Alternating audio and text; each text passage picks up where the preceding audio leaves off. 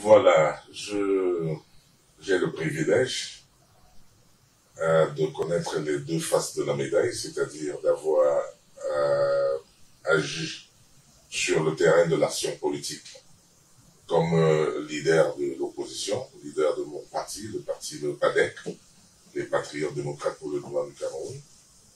Et aujourd'hui, je suis membre du gouvernement que je fustigeais hier.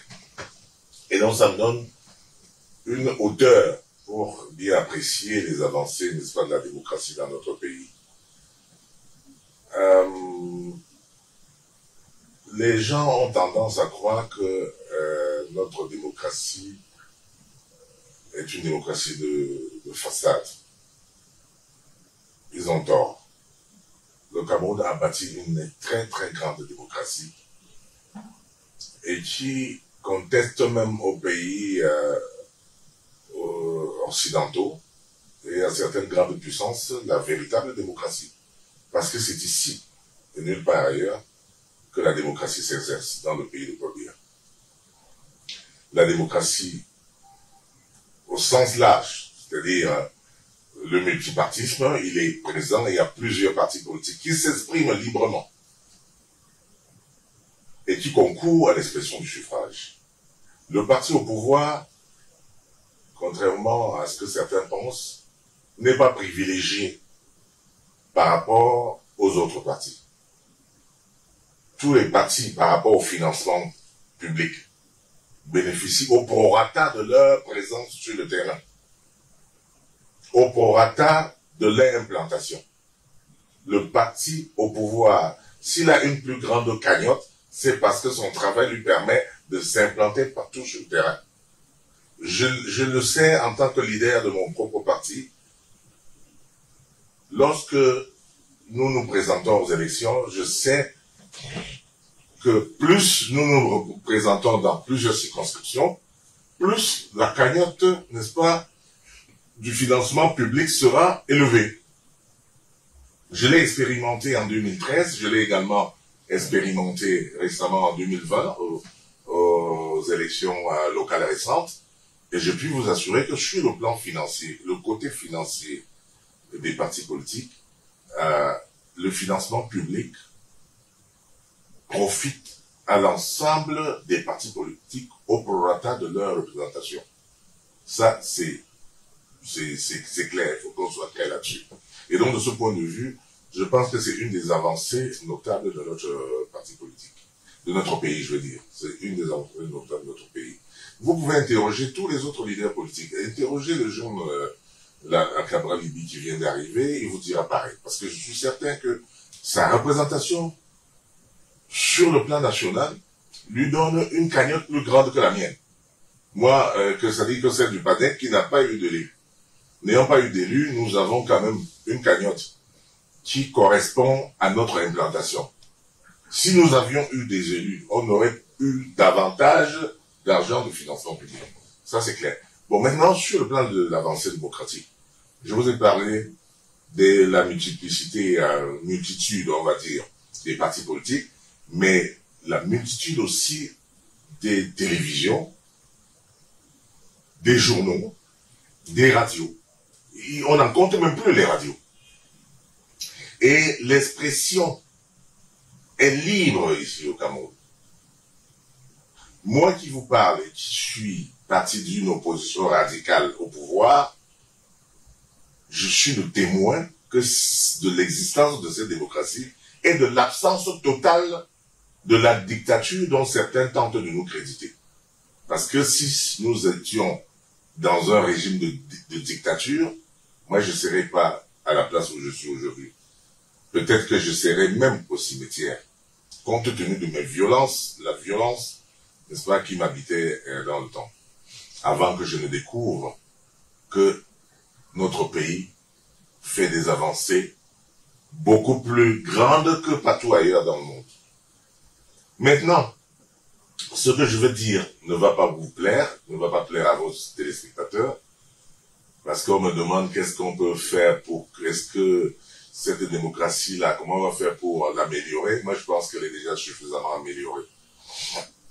J'ai simplement le sentiment, ici où je suis actuellement, de ce bord et de ce point de vue, j'ai le sentiment que cette démocratie intégrale qu'on nous a vendue depuis 1990 peut apparaître comme un frein à l'émergence de notre pays. Je m'explique. Quelle est cette démocratie libérale, élective, une démocratie de compétition, donc élective, où un camp va gagner, peut-être avec 52%, ou même avec 71%, et l'autre camp, disparate, avec 14%, va essayer de l'empêcher de gouverner. Est-ce que nous voulons construire notre pays ou est-ce que nous voulons le détruire? Parce que moi, je pensais que la démocratie, c'était que la loi de la majorité. Quand la majorité a gagné, la minorité baisse les bras et rejoint la majorité pour travailler, en attendant les prochaines échéances. Or, sur le terrain, nous rencontrons quoi? Nous rencontrons un phénomène différent, contraire. Celui qui a gagné est empêché de gouverner par celui qui a perdu, pendant tout le mandat. Est-ce que ça participe à la construction de notre pays? Moi, je ne le pense pas. Et je suis donc enclin à penser que les gens qui nous ont encouragés à entrer dans cette démocratie que je qualifierais de destructive, puisque c'est au nom de cette démocratie-là qu'on détruit nos ambassades en Europe, qu'on saccage nos ambassades, qu'on jette le graffiti partout. C'est au nom de cette démocratie destructive qu'on fait les marches ici pour tout casser, pour casser ce que nous avons mis longtemps à construire. C'est au nom de cette démocratie récréative et destructive que on fait toutes sortes de revendications qui empêchent l'État de se lever, qui empêchent les populations de jouir pleinement de leur démocratie. La démocratie, messieurs, n'est pas d'invention occidentale. C'est une création africaine. Une création africaine dans nos communautés africaines, ce qu'on appelait l'arbre à palabres. C'est le socle de la démocratie africaine.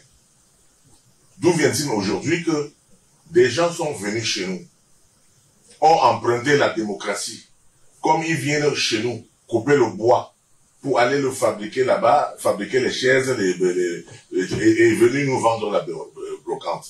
Ce que nous avons hérité en 1990, c'est pour moi la brocante de la démocratie. C'est la friperie de la démocratie dont nous avons hérité. Ce n'est pas la démocratie qui est en pratique chez eux, c'est la démocratie pour détruire nos pays et pour empêcher nos pays d'émerger. Je suis contre cette démocratie-là. Je suis contre la démocratie de la brocante. Je suis contre la démocratie de la friperie. Je suis contre que on prend notre bois, on va le transformer et nous, on revient nous vendre la brocante. Ils utilisent et quand c'est vieux chez eux, ils nous balancent ça en termes de brocante et nous achetons. Ils le font avec le bois, ils le font avec notre démocratie qu'ils ont pris chez nous pour aller la transformer en friperie et nous la revendre en 1990. Et nous assistons donc à la destruction, à la menace permanente. Selon le terme de professeur Kolofoué, c'est-à-dire une guerre permanente. Nous assistons à une guerre permanente. Où dès que on lance une compétition électorale, pendant que ceux qui nous ont vendu cette démocratie de la friperie sont dans les gradins à boire du champagne, je parle, n'est-ce pas, des puissances occidentales, qui sont plus intéressés que nous par notre démocratie, et laquelle démocratie ne touche pas notre peuple, ne profite pas véritablement à notre peuple, comme notre démocratie originale profitait à notre peuple. Pendant que nous sommes sur le terrain donc pour jouer, je parle là de la démocratie récréative et destructive, nous sommes sur le terrain pour jouer, pour courir derrière le ballon électoral, ils sont dans les gradins pour boire du champagne, en attendant que nous nous étripions entre frères, que nous nous tuons entre nous, et pour que eux ils prennent, n'est-ce pas, la coupe électorale, en termes de ressources financières, en termes de ressources du sous-sol, en termes de contrats, etc. Cette démocratie-là, de la friperie, de la brocante, elle est indigeste pour l'Afrique. Et mon propos serait que, pourquoi ne pas faire ce que nous savons bien le faire? Comment ne pas retourner aux sources de la démocratie originale en Afrique, où on avait un socle des dirigeants qui travaillaient dans l'intérêt du peuple. Les autres ont copié ça. Les Chinois l'ont copié, les Coréens l'ont copié, Singapour a copié. Pourquoi nous sommes toujours en train de vouloir acheter la brocante de la démocratie originale? Voilà mon questionnement. C'est pour ça que j'ai dit que ce que je veux dire, ça ne va pas vous plaire, mais je regrette, mais c'est la vérité. Interrogez-vous, regardez-vous en face. Où est-ce que nous en sommes?